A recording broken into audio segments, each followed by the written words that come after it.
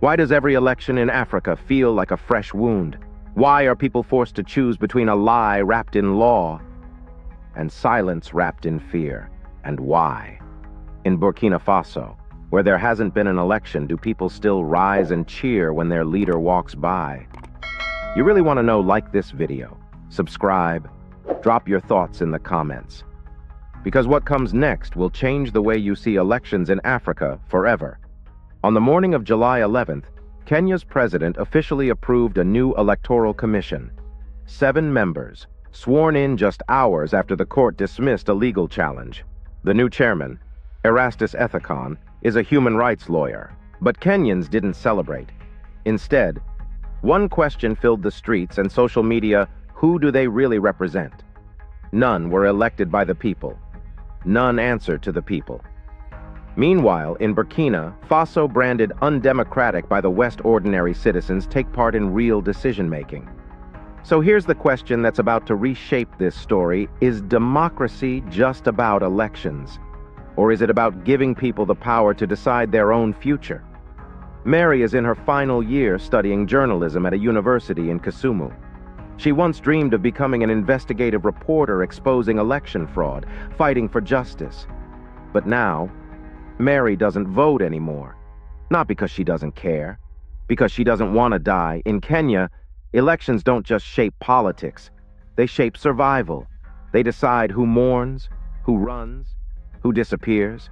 In 2007, over 1,000 people were killed in post-election violence. In 2013, entire slums were burned down overnight. In 2017, the Supreme Court annulled the results. Voter turnout dropped by half.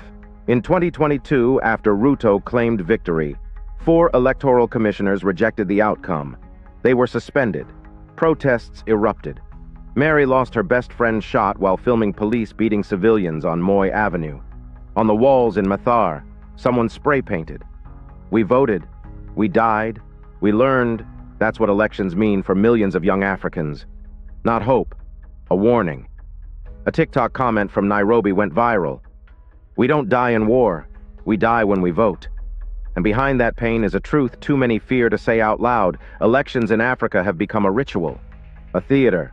Lines form, cameras roll, officials speak, but the result always someone already chosen, already approved, already safe. That's why people are now looking elsewhere, to a strange place, a country once mocked, ignored. They're looking at Burkina Faso. In 2022, a 34-year-old soldier named Ibrahim Traoré seized power in a coup. No ballots, no campaign, just a statement enough. He promised elections by July 2024, but in May 2024 he postponed them for 5 years.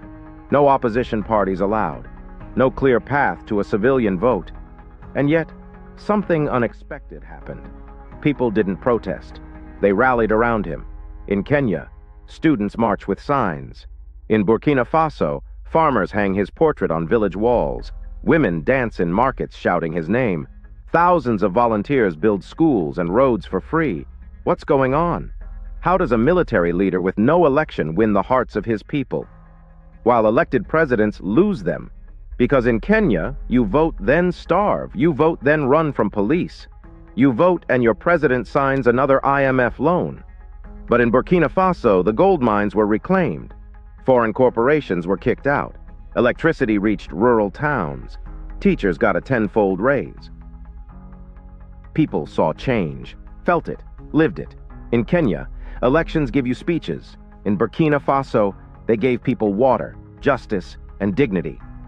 One Ghanaian comment summed it up: Traoré isn't democratic, but he hasn't betrayed his people. Even those who criticize him admit he didn't steal, he didn't flee, he didn't sell the country's soul. And maybe that's all people want, not perfection, just someone real. Traoré once said no country has developed under democracy, and maybe for Africa that rings true. Because what good is a vote if it leads to hunger? What good is a ballot box if it protects no one? Mary doesn't worship Traoré. But she said something that stuck with us. I wish Kenya had someone who acts instead of someone who just promises. Maybe the West calls that dangerous. Maybe they say that's undemocratic. But for the millions who've bled after voting, who've buried friends, missed meals, lost hope. Maybe real leadership doesn't always wear a suit, doesn't always follow the script. Maybe it just shows up and builds. Because the real threat is not a coup, not a dictator. It's a generation that's no longer afraid to compare. A generation that has tasted both democracy and deception, that remembers the slogans, but sees the suffering.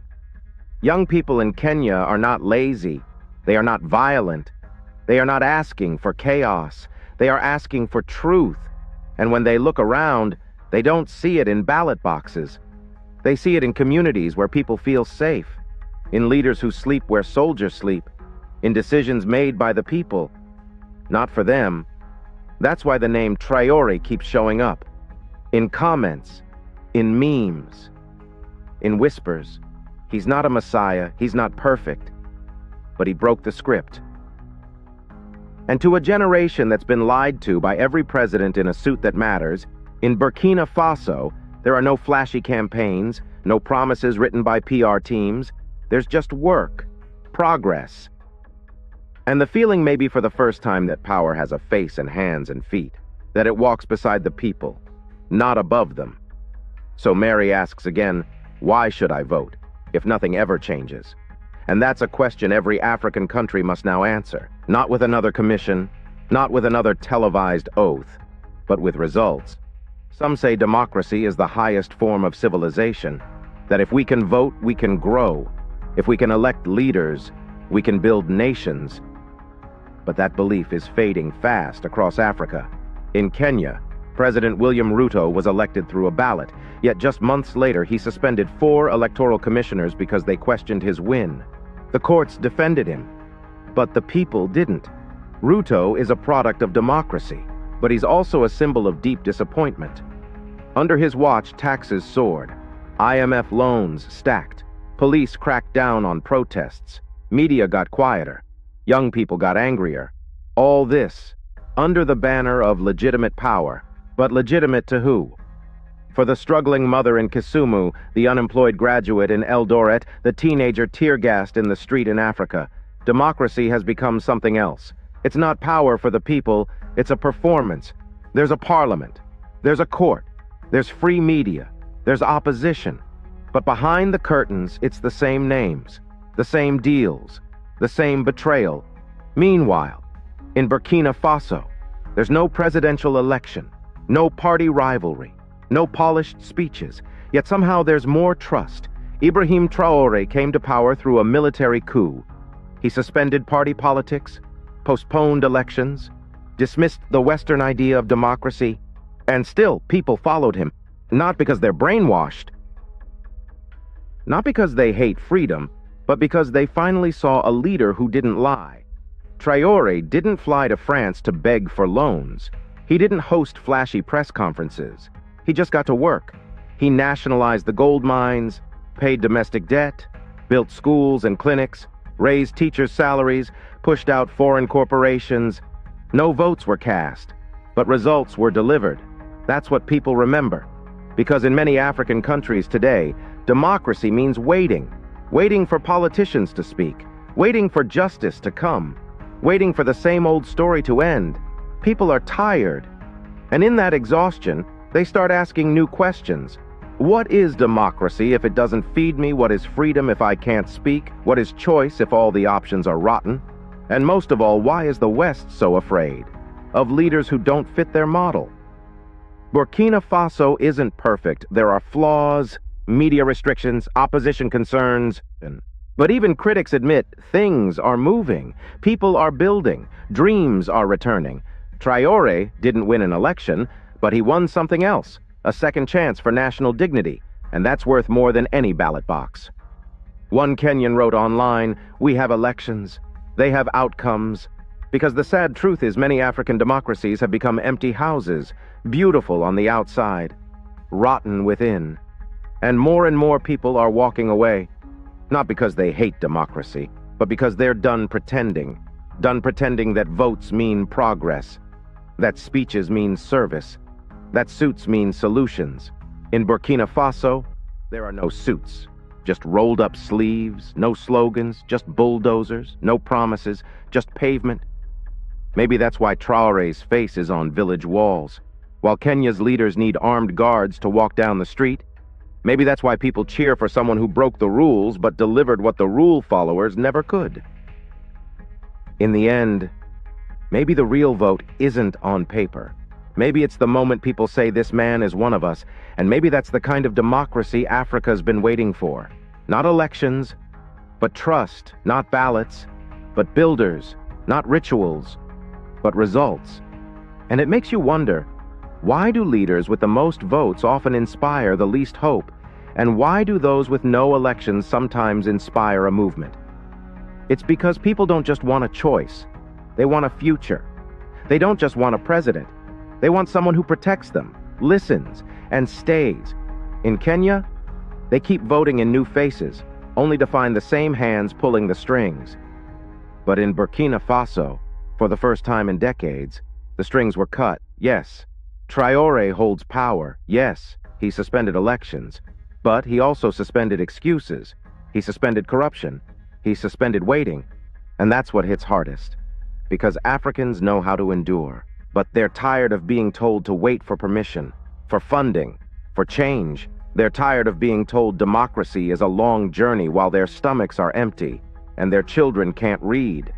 Traoré may not have followed the correct political path, but he walked with the people. And right now, that feels more democratic than anything written on paper. A farmer in Bobo Dioulasso said it best, "I never voted for him. But for the first time, my crops are reaching the market." And that is the kind of result no campaign speech can fake. As 7 new commissioners raised their hands inside Kenya's Supreme Court, TikTok was already making fun of it. Clips of the swearing-in ceremony were edited with clown music, sarcastic captions, and millions of views. One read, "New actors, same play." It wasn't because Kenyans don't care about democracy. It's because they've seen this movie too many times. Every promise becomes a punchline. Every reform ends in regret. One student at the University of Nairobi put it bluntly, "Our parents were fooled by votes. We get beaten by batons." Kenya's Gen Z isn't protesting for the fun of it. They're protesting because they want to live. They want truth. They want dignity. And what are they getting? Tear gas, rubber bullets, police vans, and a president on national TV telling them to stop destroying the country.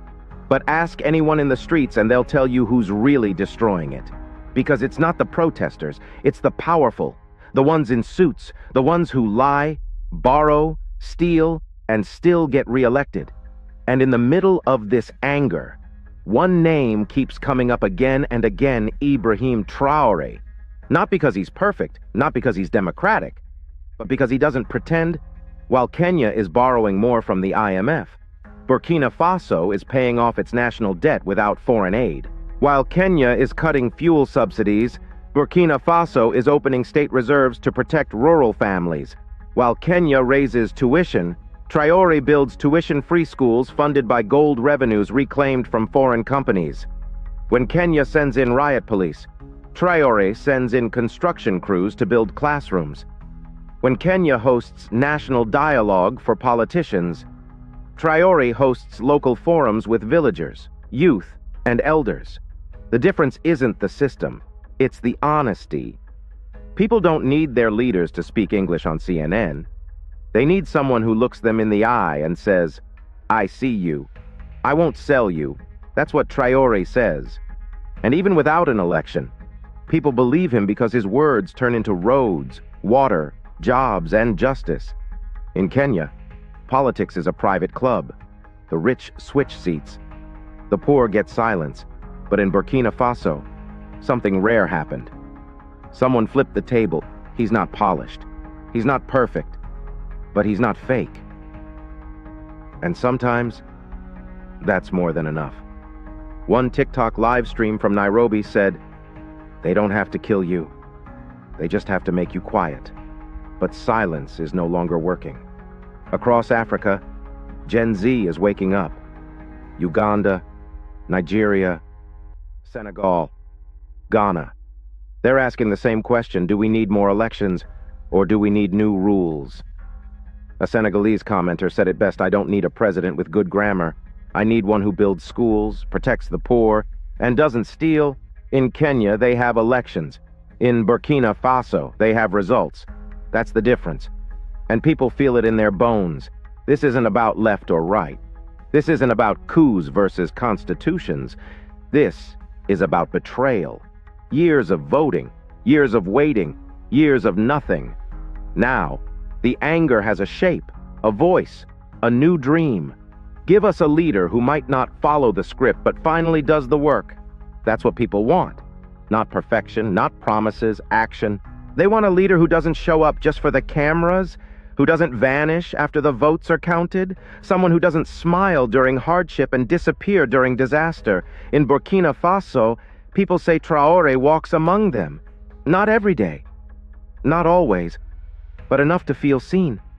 When he visits villages, there are no red carpets, just bare feet, dusty roads, and open ears. A woman from Kudugu once said he came. He didn't speak much, but when he left, our well got fixed. That's the kind of leadership people remember. Not the one that talks, but the one that shows up. Meanwhile, in Kenya, how many politicians know the price of maize today? How many have stepped into a slum without bodyguards? How many still believe that leadership means service? This is why people say we don't want saviors. We don't want saints. We want someone who knows what hunger feels like, who knows the weight of broken promises, who carries our wounds as his own. In a small town near Eldoret, a mural was painted last week. It showed two paths, one lined with posters, microphones, and fancy suits, the other lined with bricks, wheelbarrows, and children smiling at a new school. Underneath, someone wrote, "We've tried the first, let's build the second." That's where Africa stands now. At a crossroads, one road leads back to ballots that do nothing, the other to a new way of leading, a way that may not be clean or perfect, but at least it's real. And in a world drowning in fake, real is revolutionary.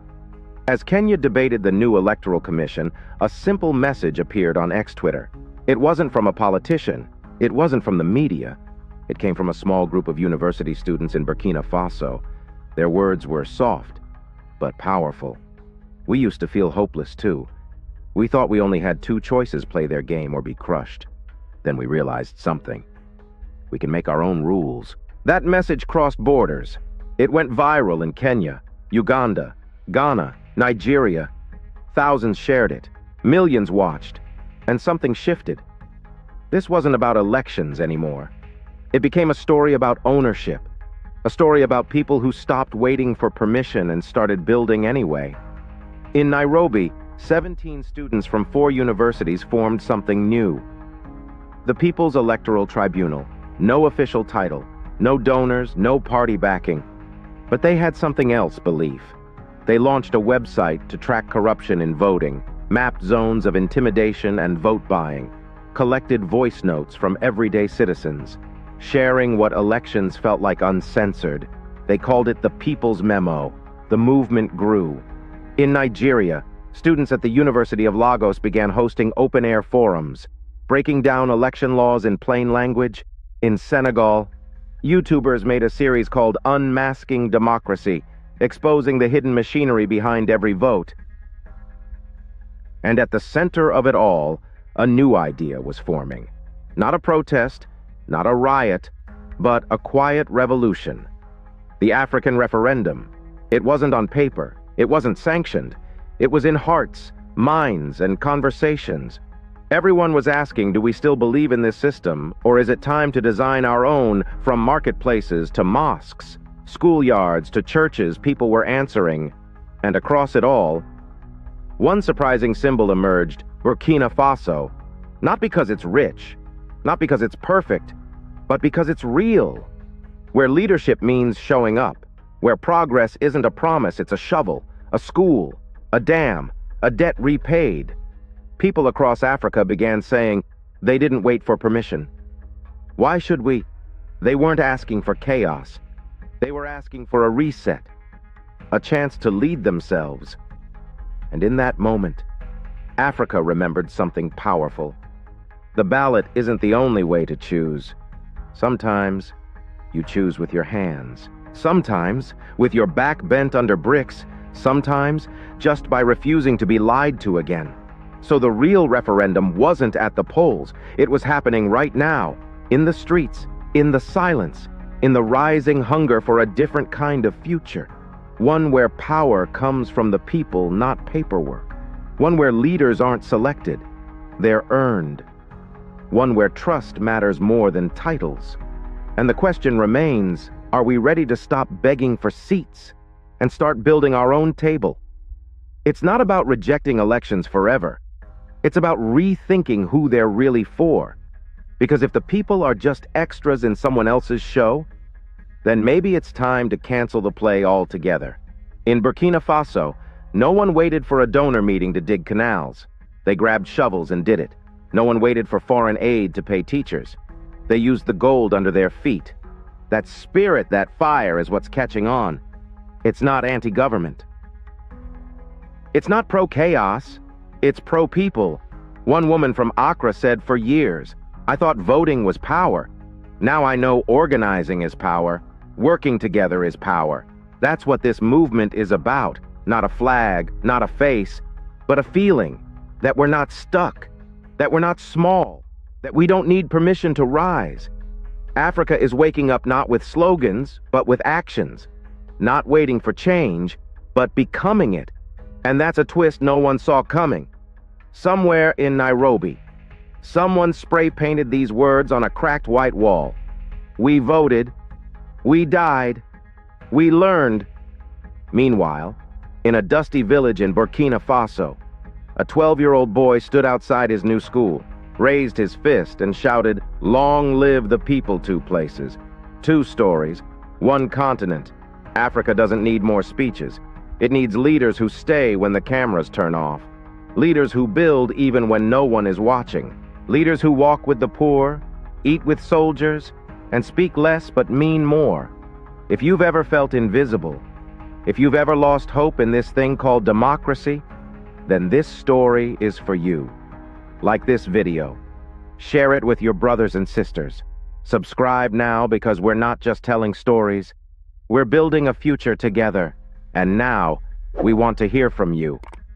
Does a vote still matter if it never brings justice? Drop 1 word in the comments, enough.